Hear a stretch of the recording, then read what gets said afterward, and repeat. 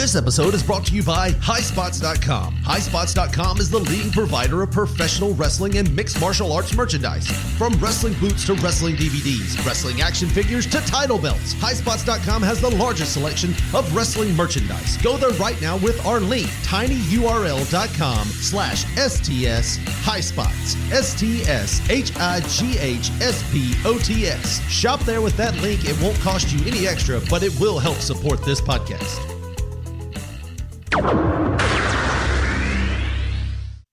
Have you listened to episode 68?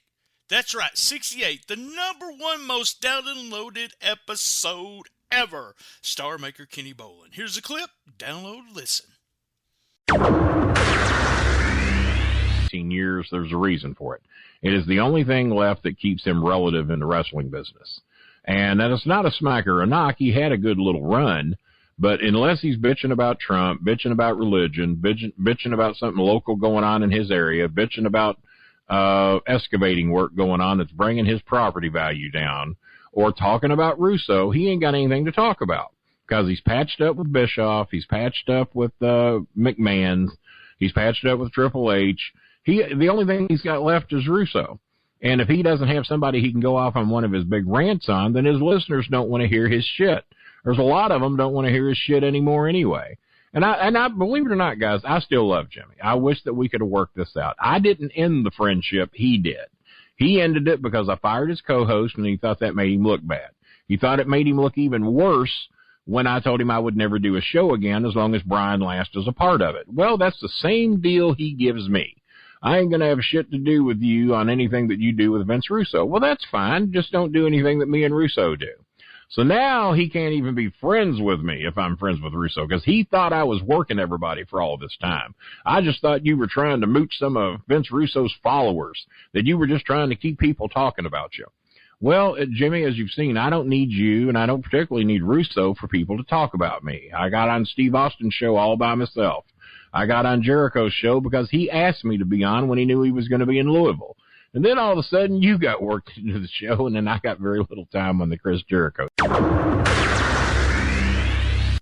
Hey, we're live from STS Studios in St. Louis, Missouri with Shooting the Shiznit. It's episode 79 every Tuesday when we can, sometimes on Wednesday, most of the time on Tuesdays. A big shout out to my podcast buds at Suplex City Limits, Creative Control, Who's Right Podcast. Y'all guys give them a shout out. And also you can listen to all the archives on stspod.club. We're also on Cool Kids Wrestling and MMA Talk Facebook group. You got to ask to go in, and if we don't like you, we'll kick you out. But hey, you can get on the Shooting the Shiznit Facebook. Just search Shooting the Shiznit on Facebook there. You can listen to us on iTunes, Stitcher, Player FM, Pod Paradise, Spreaker. I also want y'all guys, I post everything at Comic Book Mark BT on Twitter there. We also do that on Facebook. And also, one last thing, we have merch. That's right, tinyurl.com/STSPod merch. Okay, guys, let's get to the show.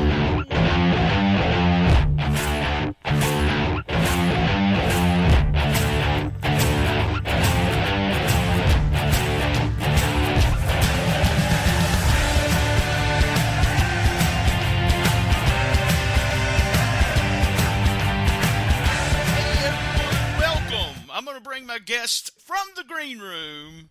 He's been over there eating milk and cookies. It's my old buddy, Jeff Zinger. Welcome, Jeff.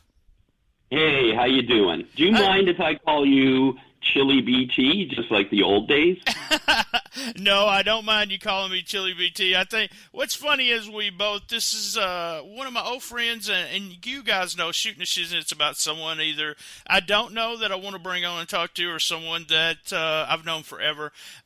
We both did newsletters, so that's what we're going to talk about. And also in my newsletter had all these fun little characters, and one was Chili BT, and he wore these wild, crazy pants, and he did arena reports,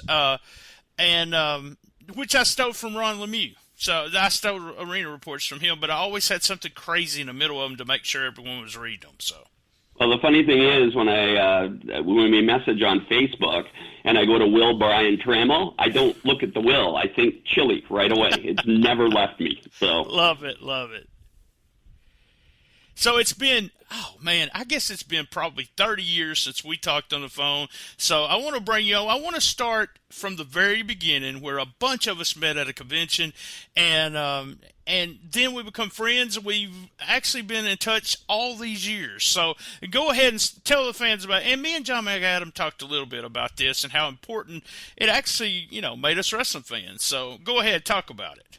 1988, Memphis, WFIA convention put on by John Gallagher, who did Wrestling Forum at the time. And it was really cool. Myself and Greg Scatton flew in. And back in the day with no internet, and it was, you'd kind of get to know people actually through the Wrestling Observer's readers page. Yourself, me, and many other people wrote so many letters that you remembered the names. So one of the highlights for me was actually meeting all these people that I've seen their name in print for so long. So if you don't mind, I want to mention some of the people. John Gallagher, I just mentioned. I met you, of course. Ron Lemieux, Scott Dickinson, who has been a close friend for so long. Greg Oliver, Randy Smith, the late, great Harry White, who seriously was the funniest guy I ever met in my life. Meltzer, Jamie Ward, Steve Sims, Lance Levine, Tom Robinson, Jeff Siegel, John McAdam, Jay-Z Travis. And in case I forget, we did 2 more trips while I published my newsletter. And I want to mention a few more names there in case we don't get to that part afterwards. But we had Mike Gunter, John Hitchcock, Dave Flaherty, Steve Beverly, Dennis Brent, Tim Sorkin, and I was especially pleased to meet Jeff Bowdren and Scott Hudson. Wow. So basically, it was just a group of us. I think I enjoyed meeting the people more than I actually enjoyed the actual festivities. The Memphis TV studio show was awesome. Being in the Mid-South Coliseum was awesome. But doing these with so many people that you instantly hit it off with, because obviously we had wrestling in common. So that's kind of the thing for me. I love that convention. It was great for meeting new people. It was, and it was crazy because we talked about this, that our names were in observers. We really didn't know who these people were. We talked to some of them on the phone, and then most of the time, because I talked to people, send them letters. And do you remember? I don't know if it was the After Mags or one of the magazines would actually have a pen pal. And then I got a couple of friends. That Tim Sorkin was somebody I had met in the wrestling magazine and sent my information, and we actually talked back and forth and ended up doing 2 trips, me and him and a guy by the name of Steve Mastropetro from New York. We did 2 trips did the Memphis circuit after the conventions, stopped. We actually continued to do it. We did it 2 years in a row. Then we all got married or did something. So real life pictures, essentially. Yeah. Then what happened was we had Dave Meltzer, who put out the Wrestling Observer. We had the Pro Wrestling Torch at the time. And then, I put out a newsletter because mainly it started out as a tape update, and where I would send out stuff for everyone so that they would know what new tapes I got so that they could order them and make a donation there. And I definitely ordered from you. Yeah, a lot of people did. Me and John McAdam, I hear so many people say, hey, we got one from John, or we got one from BT. And then it turned into kind of a newsletter with a lot of comedy. But your newsletter, and tell me if I got horrible memory, so forgive me if I'm right. Your newsletter really, you didn't put it out to the public. You just put it out to a special group of people, right? You're exactly right. Basically, because of this special group of people, I wanted to keep in touch with a bunch of them. But as you know, it was either phone calls, which were very expensive in terms of me phoning from Canada to the States, and also letters. And I really didn't feel like writing a different letter to 10 different people or whatever. So I came up with the idea of doing sort of a wrestling sheet. It was actually a hybrid, which I call. It was a perzine, which stands for personal zine, and /wrestling sheet, and done all in comedy. And I'd hope to send this out and get people interested in it. And people were interested in it, so I just kept going on it. And you're right, I only sent it to a select group of people. There was some people that around here got them. But it was, low cost. I'm only printing up 15 copies and the mailing of those and that. And it worked. Everybody that I kept in touch with really loved it. So I just kept going with more and more different gag-type things. Gag, by the way, the name comes from an old wrestling term. They used to call wrestlers grunt and groaners. And if people read gag with the comedy and the incredibly politically incorrect stuff, that last night when I was rereading the issues, I cringed. I could not believe some of the stuff that myself and some of the other guys, I stopped selling back issue packages because I was like, I don't think I want people reading some of this stuff that I wrote back then. And I'm very much a guy that is, I don't censor too much, but yeah, things were different back in the 80s in terms of different things you would say that now you would get just roasted over the fire for. I love it because I know, I still have a strange sense of humor for various things, and I know that and I'm not politically correct, never have promised to be on this show, but we talked about, there was a little bit of everything. There was Now you sent me a message on Facebook, but before that, we did a lot of talk about Tracy Lords occasionally. In there was did you do it? Someone did a Tracy Lords. The whole bulletin was Tracy Lords. Who did that? The only one I can think of is that there was a guy named Steve Ragg, who, that was an alias. I'm not going to remember his real name, but he wrote a lot of different magazines and stuff like that. And he published a digest Tracy Lords only called Nora K. Now, yes, that's what I'm thinking about. That's what you're thinking of? Yes. Man, how did you remember that? God, my memory's horrible. That was You know awesome. what? I got rid of a lot of sheets and magazines and stuff, and actually made a lot of money selling old fanzines and that. But I kept those. I still have all of your stuff, and a couple other ones too that I just couldn't really feel to part with. So. Yeah, it was funny because I was talking about putting all the newsletters together, and we may still do it. So if someone's listening to this that says, BT, hell yeah, put them together. I was going to have to actually gather some of the issues from you, and we had a great, fantastic idea. It was your idea of putting so that they would still get the feel of what the newsletter was. My newsletter, for people that didn't get my newsletter, was a fourth of a page. That's how big it was. Mm-hmm. And so, little tiny digest size. Yeah, you put it in your back pocket. You could if you wanted to. And what we did was I was talking to Jeff about it, and I want everyone to hear this, but we were talking, and you said, hey, put 4 pages, the little pages, on one page. And that was a format we'll eventually go in, if we will, because it gives you the feeling the way that people had to read it. They had to get their magnifying glass out and read it, but it was fun. Politically incorrect totally everywhere. And we was talking about Nora K and newsletters. If you're not, children of the 80s and, 90s kind of era, you want to understand what a newsletter was. Just our fanzine was just published by guys like me and Jeff, who were Jeff had a reason. Mine was selling tapes. He was trying to keep, but there was all kinds of these. There was this book, and Jeff, I don't know if you remember this. There's a magazine or book that came out every 3 months or every quarter, which would be every 4 months, right? Every 3 months? Quarter, no, 3. It was called Fact Sheet 5.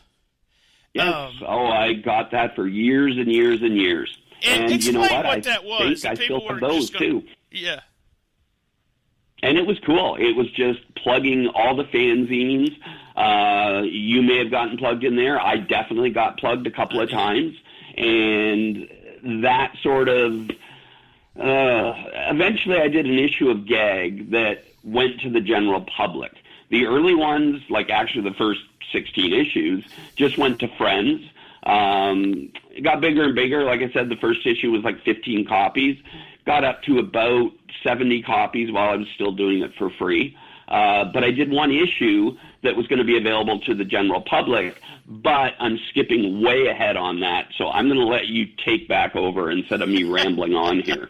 No, it's okay. See, what Fact Sheet 5 was, like he said, everyone sent in their bulletin. They kind of reviewed it. And the fun part was if you sent your bulletin or your fanzine to someone in there, they would send you a free one. Now, if someone sent you one and wanted to trade, you kind of sent them one. It was just a kind of a huge, large community and I got some of the craziest newsletters, just some really crazy stuff. Oh, yeah, definitely. I have always been a big B-movie fan, and I discovered so many cool, I guess they would be fanzines. Some of them are actually more professional magazines now, but it was a world. If I didn't find at least 10 to 15 fanzines that I was interested in an issue of Fact Sheet 5, then there was something wrong. I mean, there was just so much in there.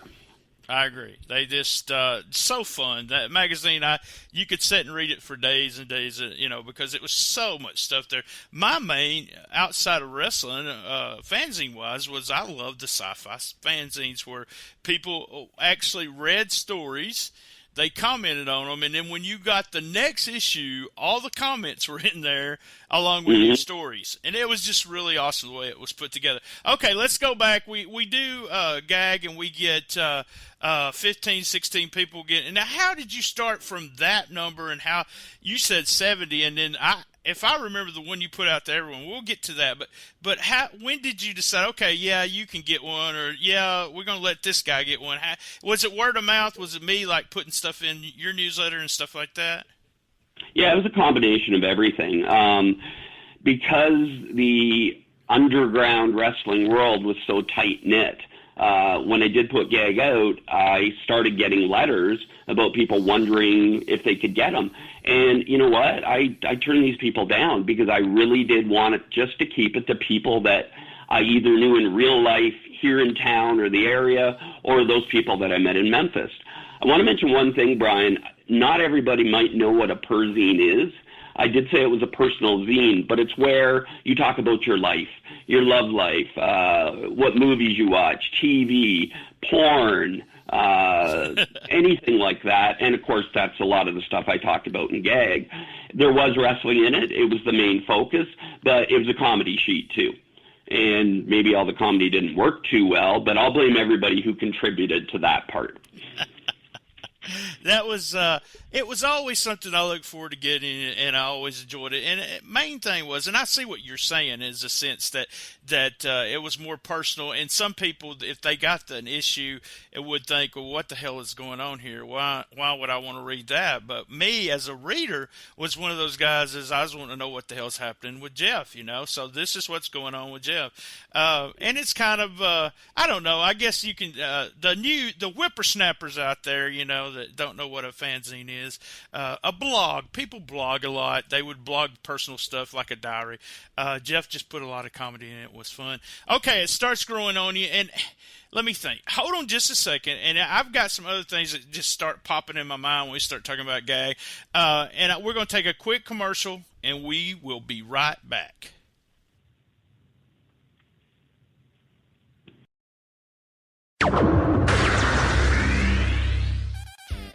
NFLShop.com is the official online store for the National Football League. It offers the biggest selection of officially licensed NFL merchandise online. Shoppers looking for jerseys, the game day collection apparel by Nike, and headwear from New Era will find what they want from all 32 teams at NFLShop.com. The season may be over, but you can still get all of your division-winning shirts as well as Super Bowl apparel right now if you go there visiting them with our link, tinyurl.com/STS NFL Shop, STS NFL SHOP.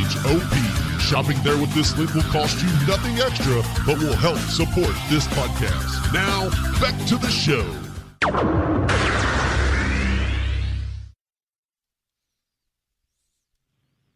All right, we're back with Jeff Zinger. Jeff, can you hear me? I can hear you. All right, that's new software. I've got to make sure that I can hear Jeff.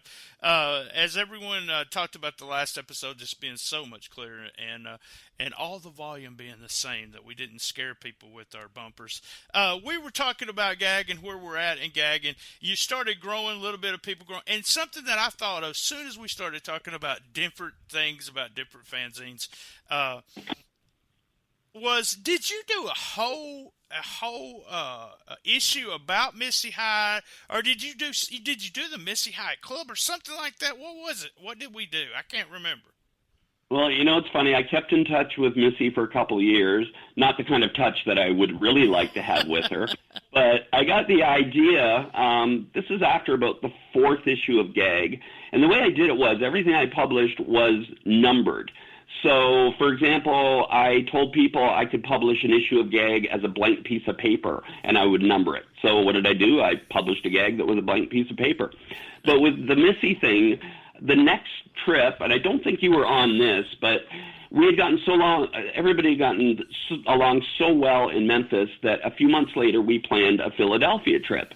And it was for an NWA house show, but it was also for a Joel Goodhart luncheon. You know Joel Goodhart's name, I'm sure, and you may remember the luncheons. Yes, well, Missy was there and got chatting with her and stuff, and I came up with the idea. I always used to laugh at the old teen magazines that were kind of aimed towards girls, like Teen Machine, and probably the most famous one was Tiger Beat. Right. And I thought, I'm going to do a parody of one of those, but it's going to be based on Missy. So basically, I asked her permission to do it. She was like, no problem whatsoever. And so it was an 8-page thing. I got it professionally printed on pink paper, which I thought was kind of, should have been on that. And it was just a cheesy little, there was photos, there was a Missy advice column, there was a short interview with her. And that one I thought, well, I'm going to offer that to the general public just to see what happens. So I had told all the newsletters, and back then, because of the way the community was, we would always plug each other's projects, no matter if it was a sheet or whatever type of thing. So with the Missy thing, I thought, well, I'll offer it to the general public, and I printed up 200 copies and thought, well, if I sell 75 or 100 or something like that. But then with all the plugs and with probably about 20 comps, I ended up selling about 150, and I thought, well, that was kind of cool. And then it just went back to regular Gag format of various whatever after that. Missy was really cool back then, besides being what I think and what many think, the hottest valet in wrestling at the time. And maybe to this day, I would probably think of her that way. And she was very cool. Yeah, and I remember that. I mean, it wasn't a lot of money, but that was a little extra money there to make because of just something fun there. And then you had, I know you probably started getting tons of people just talking about Gag because of you putting out the Missy thing. I know, and that created a big problem because people that ordered Gag were people I didn't know, people that ordered the Missy thing were people I didn't know, and everybody was asking about Gag. Now, we had mentioned earlier and got sidetracked, but I was up to about 70 copies of Gag, and they were still free, and I just added people as I went along. Oh, so-and-so, yeah, I know his name, he might enjoy it. So with the Missy thing selling so many relatively compared to our sheets type of thing, which, in no way were anywhere near the top, the big four, Observer, Torch, Forum, and one more than I think Matt Watch was around then too. So I started getting people asking about Gag, but I still did not want to, general people, whatever. So I actually had to refund money and stuff like that, which really sucked. But I wanted to stick to the original goal of Gag, which was keeping in touch with a bunch of good friends. And even though I had some new people, they're all people that, again, I thought would enjoy it and stuff like that. So that was the first thing there that kind of kick-started an idea that eventually maybe I'll do an issue of Gag for the general public. Right. And, you're sitting here saying this, and I'm sitting here laughing, thinking, well, I added this person, I added that person. That sounds like we're talking about Facebook, and we're talking to our friends, which eventually that's what Facebook was, to keep in touch with your friends, and it's turned out to something different. But yeah, and so we was going, and did you just do one issue to the General Public, or did you decide, hey, and I did a column, you mentioned it, you reminded me of something I wrote, but talk to me about the process of going from we're just sending it to friends and people we know, and then you sold a lot of the one that you went to the General Public, didn't you? Yeah, it did. It blew me away. I got it done, and I thought it was pretty good, and I censored myself a little bit because I knew it was going to the General Public. I hated doing it because, as you know, I don't really have a censor button on me, but I had to sort of discover one. Everybody plugged it, yourself. Meltzer, getting a plug in the Wrestling Observer was the biggest thing because I think at the time he had 10,000 going out in the mail. And by the way, I still get it in the mail. I still love the Observer. So we got the plugs going around, and the first, after about 7-8 days, some orders trickled in. Like I got about 20, 25, and I thought, okay, it's not going to do anywhere near what I thought it would be. So the next week, not really thinking that mail to Canada takes a lot longer, which it does. It's generally, if you were to send me a letter from the States, it would probably be a good 2 weeks. A package would be even longer, but anyways. So the next week I got a knock on the door, and I looked out, and it was one of the mail delivery trucks. And I got to the door, and quite often they would use it for packages that wouldn't fit in the mailbox type of thing. Well, he had a box, and I ended up just unbelievably dumping this box out, and there was 357 letters that were ordering gag. Good God. Absolutely blew me away. I had only printed 200 copies, and probably 50 I gave out as comps, and I obviously had to reprint again. Now, with the way the thing was, is that, not everybody would get the plugs at the same time, and the next week, same thing. And I remember these exact numbers just because, excuse me, I had to count them. So the next week was another 214, and after 2 months, which it finally really, really died down, I'd actually sold like 784 copies of it. That's crazy. And it just blew me away. I had to keep reprinting and reprinting and reprinting. And even over the years, I've still been selling back issue packages. Not a lot, but somebody will hear about it, and, maybe 3 or 4 times a year, somebody will go, do you have any issues? And I go, yeah, I got a back issue thing. Boom. So it blew me away. And in talking to other sheet writers and publishers and that, other than those big fours, I don't think there was another sheet that did that kind of numbers. And I don't think so. Mine did. I think the biggest one I did, I want to say, was close to 300, and that was deep into it, like almost next to the last. I want to say 300. One of the coolest things for me, and getting that many, I guess getting checks and money with that was pretty cool too. But I wished I would have saved them or made photocopies of them, but was the day I got, I had met Jim Cornette and Heyman, but to get a check in the mail for your newsletter, from those guys was just, it was hilarious at the time, and just felt like I was doing something that, people in wrestling, and they ended up being way bigger names than they was at the time we were doing this. So, but I wish I would have made copies. That there was all kinds of people that read the newsletter, and something you did also. Remember, you was talking about a sheet of paper. You did a T-shirt. I did a T-shirt, and it was so ugly, but I made 30. They were basically handmade by an artist friend of mine. Gag on the front in big letters, and then Pro Wrestling's family publication on the back, which obviously was a joke. And made 30, and again, like by that time I had more than 30 people I was sending things out to, but there was no way I was going to send out shirts for free. But we sold them all out. It took a couple of months or so, and also bringing some to our next Philadelphia trip. But yeah, that was cool. And again, that was one of those things. I always had different ideas. I didn't want to do just something, issue. I had mentioned the blank sheet of paper. There was a gag Christmas card where I got the stupidest, ugliest cards I could and mailed them out to the core group of about 30. A Wrestling Observer parody, which to this day is probably the favorite thing that I've ever done. I'm sure you remember Dave in the old days. He would handwrite the page numbers at the bottom. Yes. If something was skipping to another page, he would do a 2-page 4. So basically, I copied his writing completely. Used to be, as you know, 2 columns. I used basically the same typewriter, did the 2-column thing, interrupted, did a 2-page 4, and that was for the readers' pages.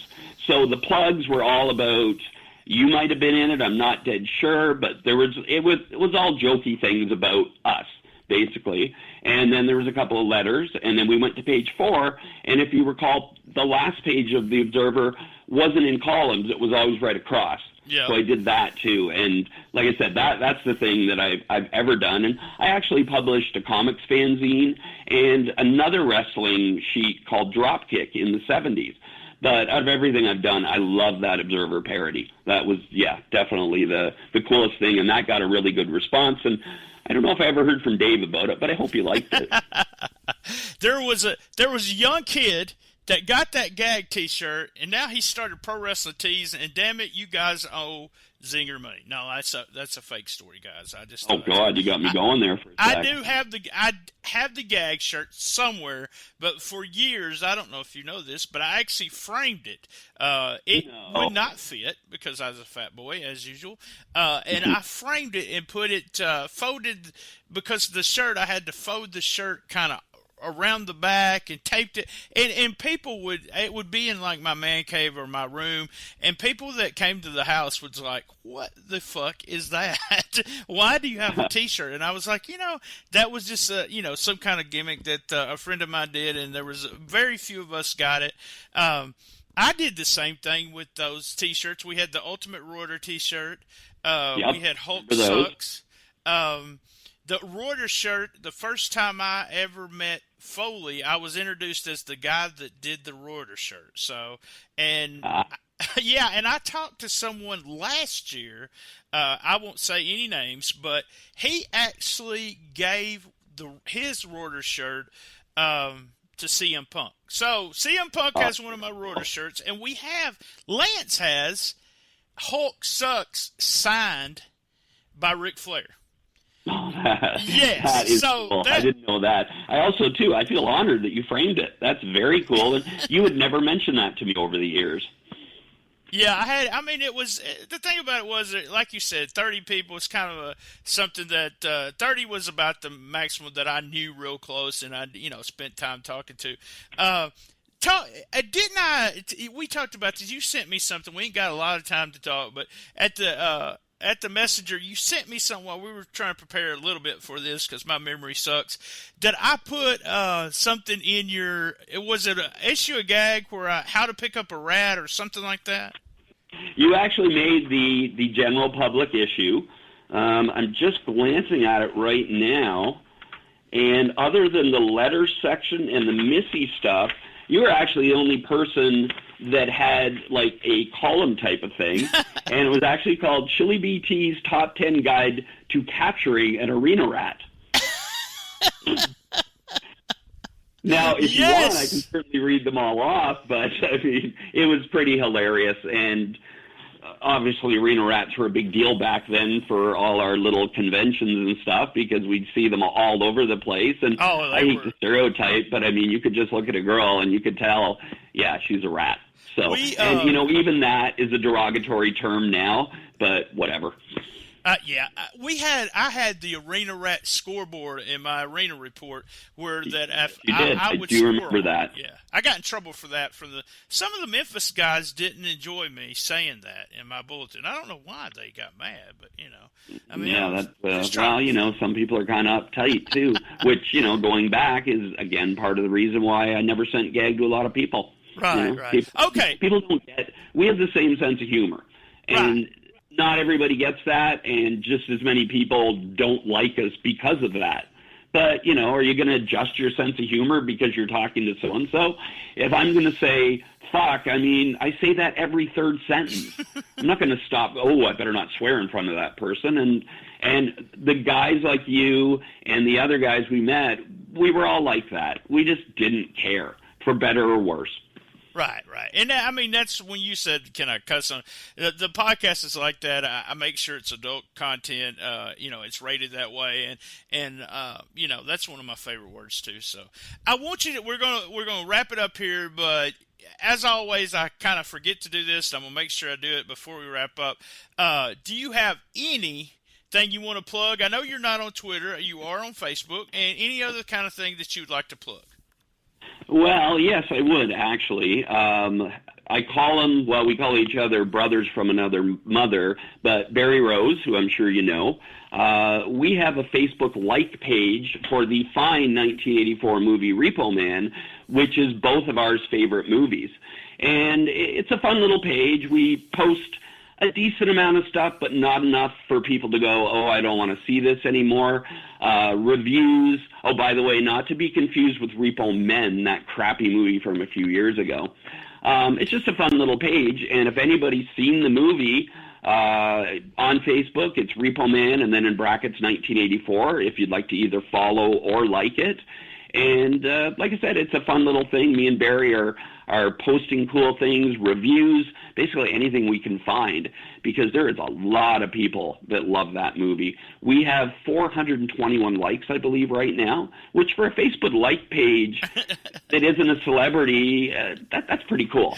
But, it'd be nice for a movie that you had to be growing up in that day and age to even know what movie you're talking about. I watched the movie.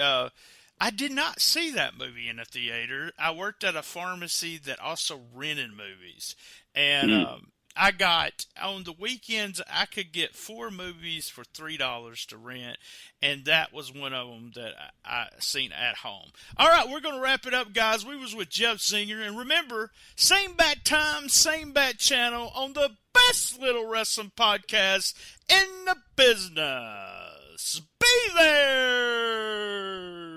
Love my mama.